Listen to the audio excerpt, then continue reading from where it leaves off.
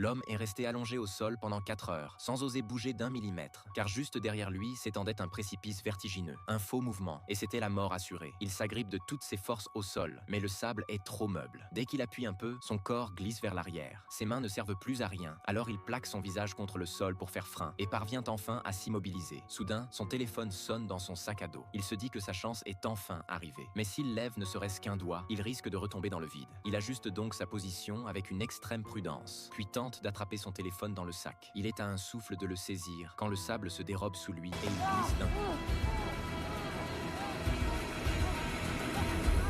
Par miracle, il parvient à se retenir en ouvrant les bras et à se coincer sur le rebord de la falaise. Mais sous ses pieds, il n'y a que des rochers tranchants comme des lames. Le désespoir l'envahit. Alors, il commence à se parler à lui-même. Il calcule en réalité le rythme des vagues, car la marée monte. Et c'est le seul moyen pour lui de survivre. Sauter au bon moment pour profiter de la poussée de l'eau. Une fois son calcul terminé, il rassemble toutes ses forces et se jette dans le vide. Il tombe directement dans la mer et, avec l'énergie qu'il lui reste, remonte enfin à la surface.